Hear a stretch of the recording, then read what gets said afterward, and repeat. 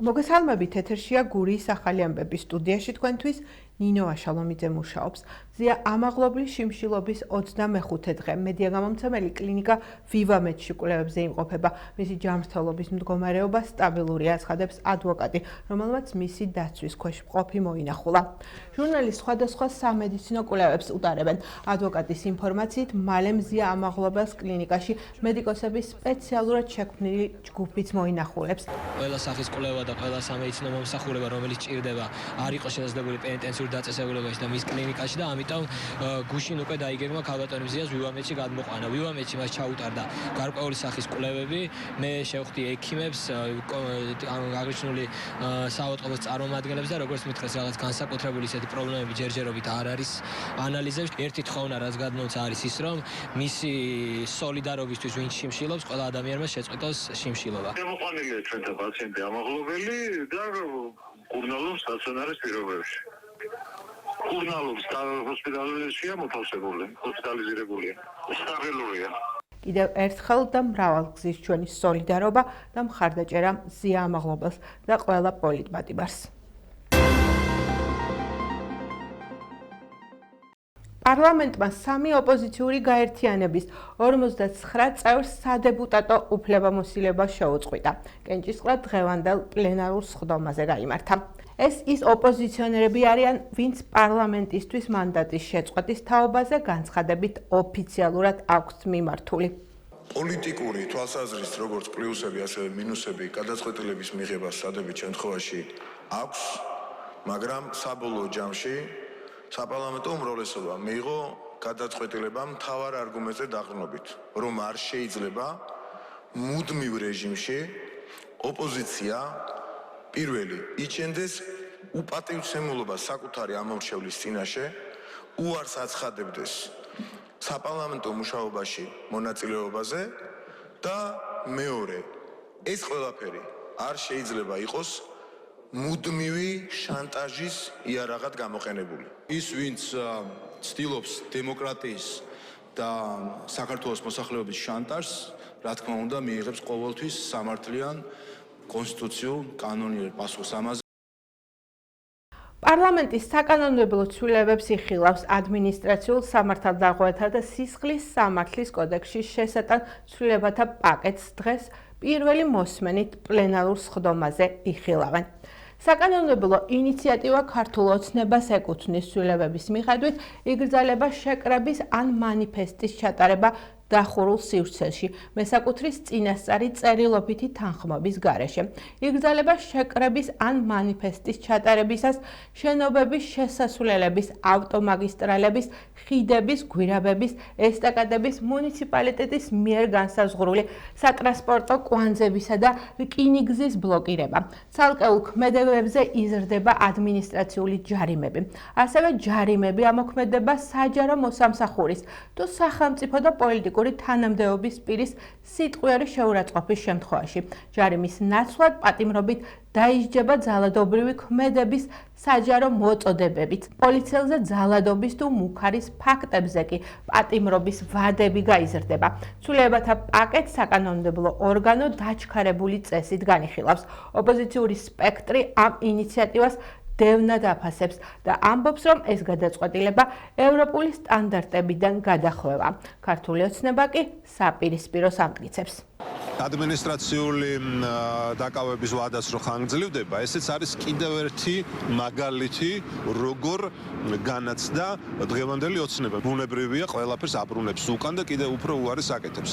მაგრამ მე მინდა მათ უთხრა, რომ ეს ვერანაირად ვერ იმოქმედებს პროტესტის შეწყვეტაზე, რაც არ უნდა გაამკაცრონ კანონები, რაც არ უნდა გააგრძელონ ძალადობა ჩვენს მშვიდობიან მოქალაქეებზე, ქართველი ხალხი თავის მიზანს მიაღწევს და ამ ქვეყანაში აუცილებლად ჩატარდება ხელახალი არჩევნები თავისუფალ და სამართლიან გარემოში. სადისტები არიან და რა მნიშვნელობა აქვს იქ კიდე სისხლის სამართლის კოდექსში შეაქვთ უამრავი ცვლილებები, ანუ ხმამაღლა საუბარით შეიძლება დასჯადი გახადონ. ზუსტად ეგ არის ევროპული დემოკრატიული სტანდარტიდან გადახვევა, ხო, რაზე ჩვენ ამდენი ხანი ვსაუბრობთ. უბრალოდ აქამდე ამას მხოლოდ პოლიტიკურ ოპონენტებზე ავრცელებდნენ და ახლა მასიურად დაიწყეს სხვადასხვა, ასე ვთქვათ, საზოგადოების წარმომადგენლებზე, ახალგაზრდები, სტუდენტები, მსახიობები, მასწავლებლები, სულ ყველა ექიმები, ყველა საკავებენ აბსოლუტურად. თვალისწინებს ერთადერთ მიზანს, მოხდეს პრევენცია ყველა იმ დესტრუქციული ქმედების და დროულად აღკვეთა, რაც სამწუხაროდ საზოგადოება მიხილა არაერთის საქართველოში, მაშინ, როდესაც მცირე ჯგუფი ადამიანების ცდილობს მთლიანად საზოგადოებას ერთი რომ თავს მოახვიოს საკუთარი ძალადობა, იზალადოს პოლიციაზე, იზალადოს საზოგადოებაზე, ამ ყველაფერს შეიძლება ადეკვატური პასუხი და რეაგირება და ეფექტურად რეაგირების განხორციელების მიზნით ცხადია რომ ეს ცვლილებები იქნება განხორციელებული, ეს საქმე მივა ბოლომდე და რა, ბუნებრივია რომ სამართლიანობა, კანონის უზენაესობა იქნება ბოლომდე უზრუნველყოფილი და დასული ჩვენს ქვეყანაში. შეზღუდული შესაძლებლობების მქონე პირის მიმართ ჯგუფურად განხორციელებული ტრაფიკინგის ფაქტზე 2 პირი დააკავეს. ცენტრალური კრიმინალური პოლიციის დეპარტამენტის ორგანიზებულ დანაშაულთა ბრძოლის მთავარი სამმართველოს ტრაფიკინგის და უკანონო მიგრაციის წინააღმდეგ ბრძოლის სამმართველოს თანამშრომლებმა მოსამართლის განჩინების საფუძველზე უმწევად მდგომარეობაში მყოფი პირის მიმართ განხორციელებულ ადამიანით ვაჭრობის ბრალდებით 2 პირი 1986 წელს დაბადებული ლა და 1977 წელს დაბადებული ხა დააკავეს. დანაშაული 15 წლამდე ვადით თავისუფლების აღკვეთას ითვალისწინებს. ვაგრძელებთ გამოშვება სტუმართან ერთად. დღევანდელი გადაცემის სტუმარი კახა ჩავლეშვილია, ადვოკატი, იურისტი. მოგესალმებით ბატონო კახა და მადლობას გადაგიხდით გადაცემაში მონაწილეობისთვის. ალბათ ხვდებით რომ ჩვენი სასაუბრო თემა მიმდინარე მოვლენებია და ბოლო საკითხი, რომელიც ხელისუფლებამ აქციის მონაწილეების საპირწონედ მიიღო, ეს არის გამკაცრებული კანონები, რეგულაციები. თქვენ როგორ ფიქრობთ, როგორც სპეციალისტი, როგორც იურისტი, სამართლის სახელით მიღებული კანონები რამდენად სამართლიანია იმ თვალსაზრისით და რამდენად არღვევს იმ პრინციპებს, რომელიც კონსტიტუციით გვაქვს გარანტირებული სიტყვის და გამოხატვის თავისუფლება. მოგესალმებით თქვენს მაყურებელს, მადლობა მოწვევისათვის.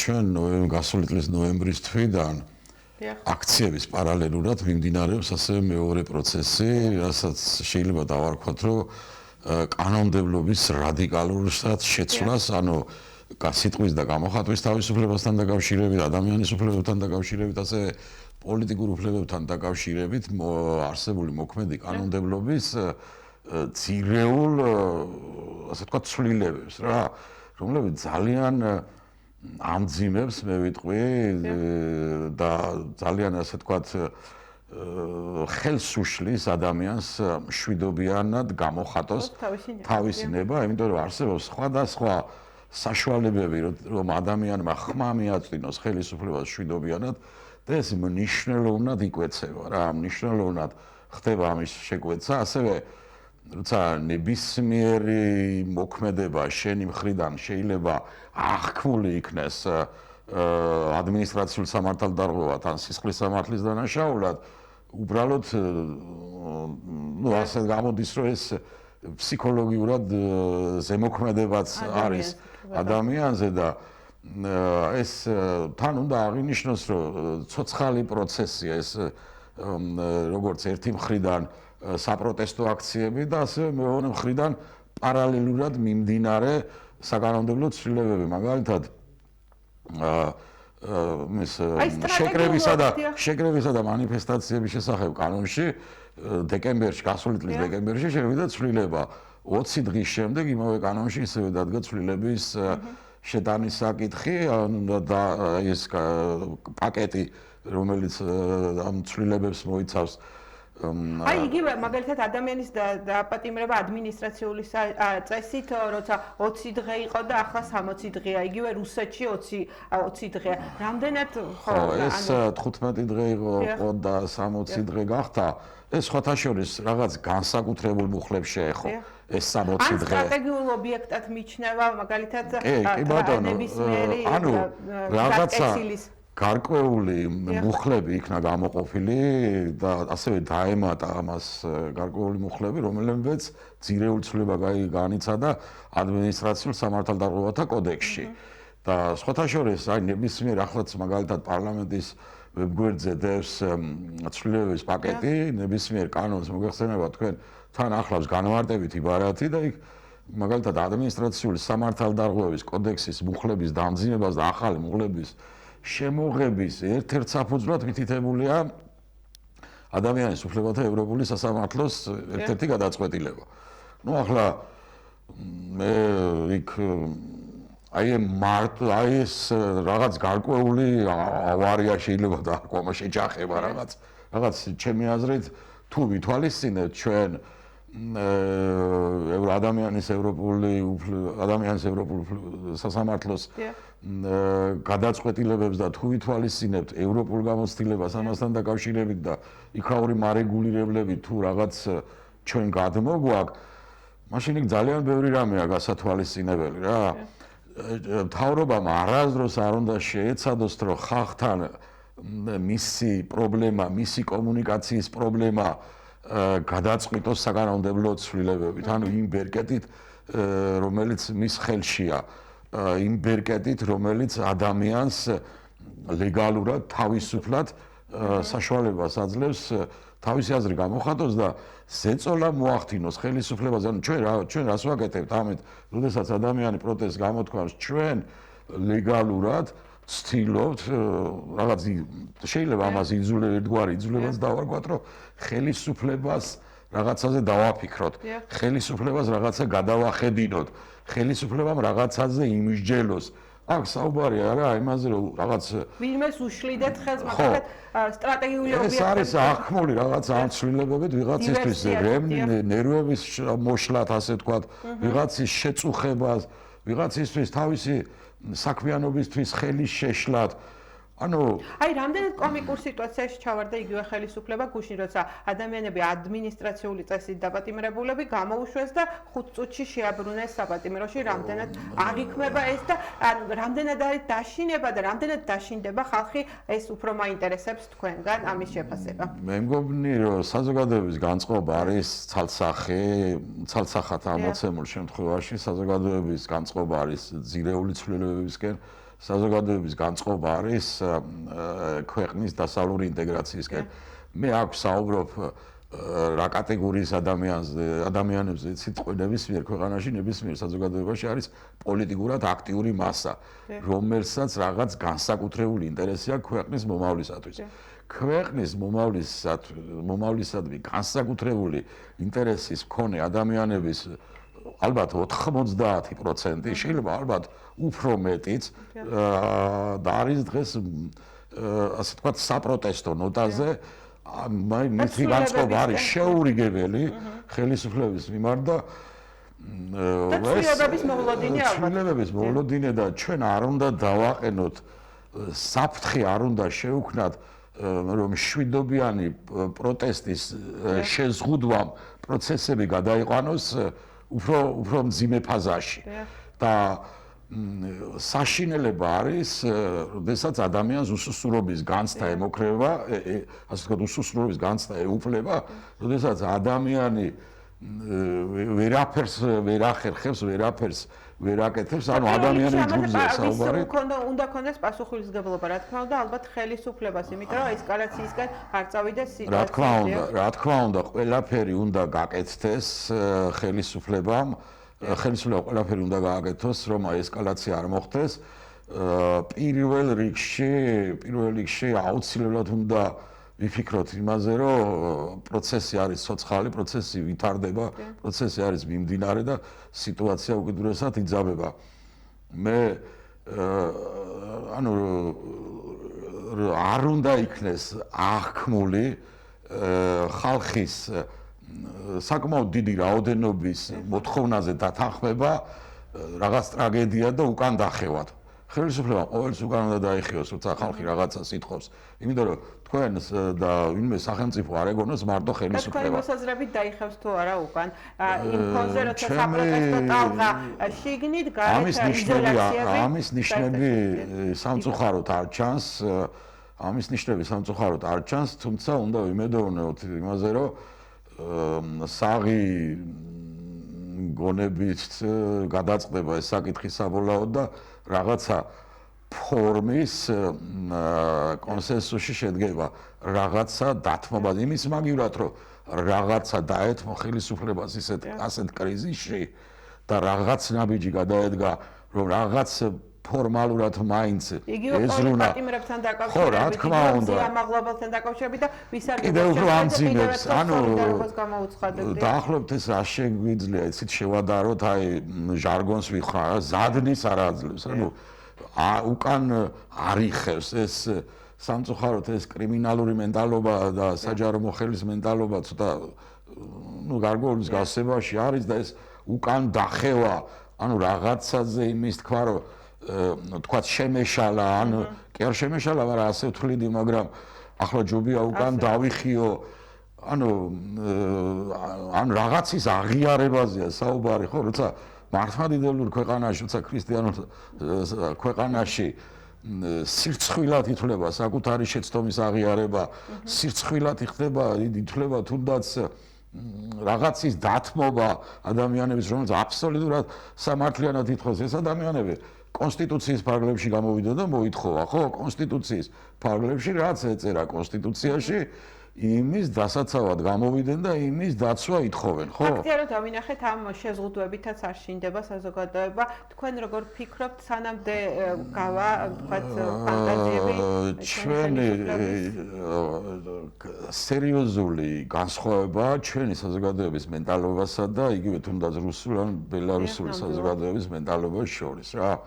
ეს არის იმდენად რადიკალური განსხვავება, რომ იგივე მეთოდებით მიდგომა ჩვენს საზოგადოებასთან კარგს არაფერს არ მოგვიტანს. აქ არ შეიძლება ვინმე მიფიქროს ხალხზე გამარჯვებაზე. მე არ უნდა ვიფიქრო, რომ თქვენ დაგამარცხოთ, თქვენ გაგანადგუროთ და გავიმარჯვოთ თქვენზე.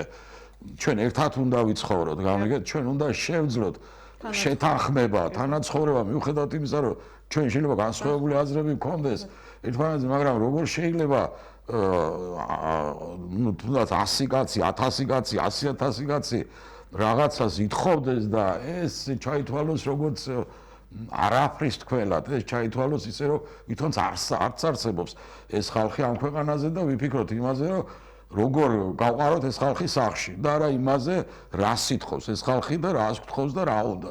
მე ყველაზე უფრო ცუდი რაცა ეს თვითონ საზოგადოების დაპირისპირება ერთმანეთში, ეს უფსკულის გაღრმავება ადამიანებს შორის, ეს რაღაცა გადაკიდება ადამიანებზე არის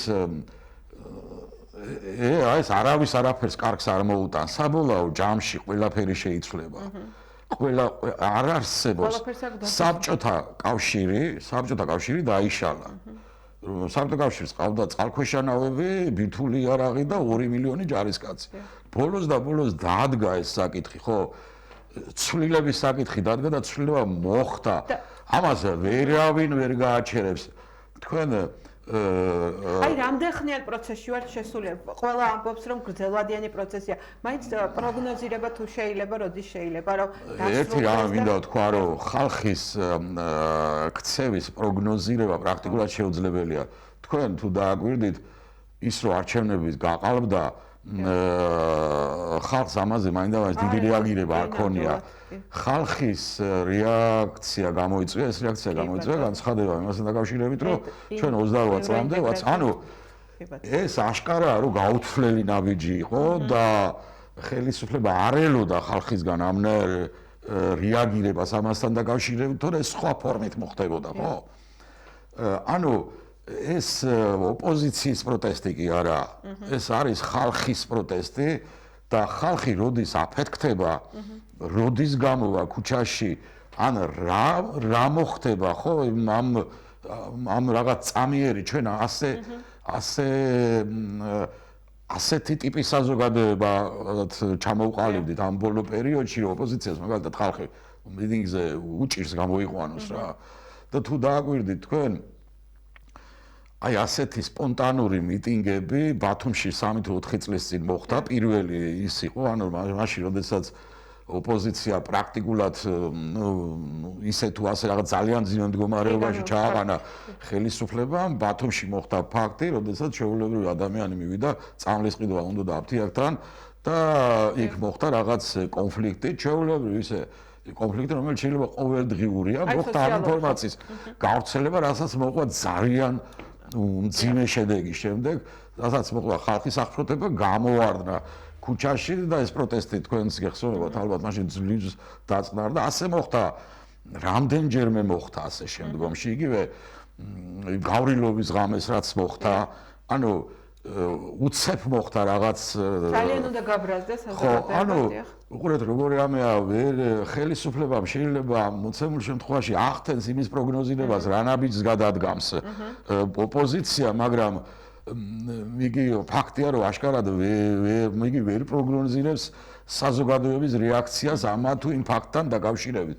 შესაბამისად, რასიზმს ხელისუფლება და რასიზმს ხალხი მაინც თქვენი მოლოდინები რა არის, როგორ დასრულდება ეს საკითხი და მე დარწმუნებული ვარ იმაში, რომ ცვლილებები იქნება. მე დარწმუნებული ვარ იმაში, რომ ცვლილებები იქნება და ცვლილებები ჩემი აზრით ჩვენ ამ ცვლილებებისკენ დავიზრებით ძალიან მალე. მე ამის ძალიან დიდი იმედი მაქვს, რომ აი ეს ცვლილებები ჩვენ, იმიტომ რომ როდესაც ეს ყოველდღიურ ცხოვრებაში შემოვა ეს ნორმები, ჩვენ კიდე გათავისებული არ გვაქვს, იმიტომ რომ მე რომ აი ეს აქტები გადავათვალიერე, ნორმატიული აქტები, რომელსაც ჩვენ ახლა ალბათ სავარაუდოდ პარლამენტი მიიღებს ძალიან ფართო გამოყენების იქ არ ვიცი, ასე თუ გავგრძელდა პერსპექტივაში, შეიძლება პანაშვიდსაც შეეხოს, შეიძლება მე მიცვალებულის პროცესიასაც შეეხოს და რაღაცის შემდეგ რა. ანუ სანამდე შეიძლება მივიდეს ამ აკრძალვების შესახებ ჩვენი ხელისუფლების ფანტაზია, მე არ ვიცი რა, მე ყოველ შემთხვევაში დარწმუნებული ვარ, რომ ცვლილებები იქნება ძალიან მალე, იმიტომ რომ ასეთ პირობებში ყოფნა აშკარად ჩანს, რომ ჩვენ საზოგადოებას არ შეუძლია. დიდი მადლობა. მადლობა ბატონო კახა სტუმრობისთვის, საინტერესო საუბრისთვის. მაყურებელს შევახსენებ, რომ დღევანდელი გადაცემის სტუმარი იყო კახა ჩავლეშვილი, იურისტი, ადვოკატი. ახლა ჩვენს ეთერში სტუდია ვაშინგტონის დროა.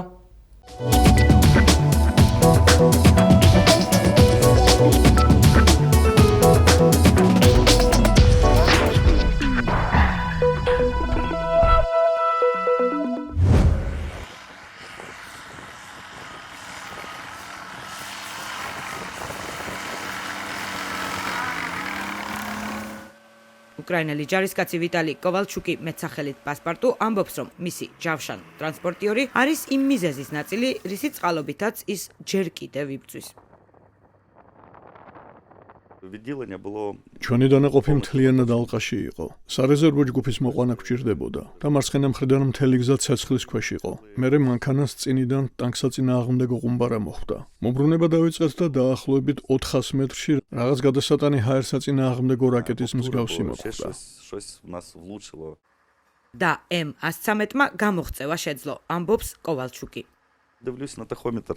ტაჰომეტრს შევხედე, დავინახე ის არის ამოძრავდა და მივხვდი, რომ მანქანა არ გაჩერდა. ნამდვილად გამიკვირდა, გაზ დავაჭირე და მან მოძრაობა დაიწყო. ძალიან გახარებული ვიყავი, სიტყვებით ვერ გადმოვცემ. რუსეთის უკრაინაში შეჭრამდე კოვალჩუკი კინოინდუსტრიაში მუშაობდა. 2022 წლის თებერვლის შემდეგ ოჯახი უსაფრთხო ადგილზე გადაიყვანა და უკრაინის შეიარაღებულ ძალებს შეუერთდა. ის პირველი იყო, რომელიც 2022 წლის შემოდგომაზე ამერიკულ M113-ს გაეცნო.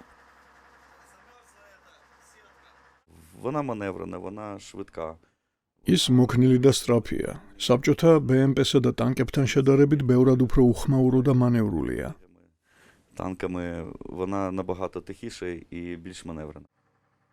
M113-ის ეკიპაჟი ორკაციანია, მძღოლი და მსროლელი. 23 წლის მსროლელმა ოლექსი დმიტრენკომ რუსეთის შეჭრის შემდეგ მშობლიურ ქალაქ მარიუპოლის დატოვება მოახერხა. ის უკრაინის შეიარაღებულ ძალებს შეუერთდა და თავდაპირველად ზაპოროჟიის რეგიონში და მოგვიანებით დონბასში იბრძოდა. თუ ამას რუსულ BMP-ს შეადარებ, ამ უკანასკნელის შემთხვევაში თითქმის ყოველთვის დაღუპვებთან გვაქვს საქმე, მაგრამ ამით ბევრ სიტუაციებში ვიყავით. ჯორვების პირდაპირი და არაპირდაპირი მოხვედრები, შრაპნელი. ის ძალიან კარგად უძლებს. როდესაც მანქანის შიგნით ხარ, დარწმუნებული ხარ, რომ უკან დაბრუნდები.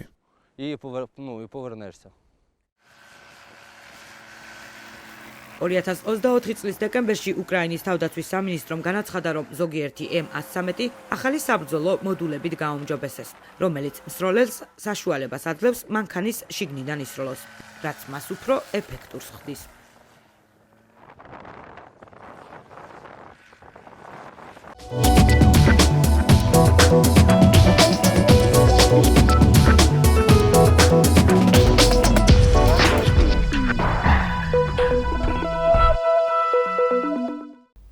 ეს გახდა ჩემ ხელთ არსებული ბოლო ინფორმაცია. მე მომავალ შეხვედრამდე გემშვიდობებით, კარგად ზანდებოდეთ.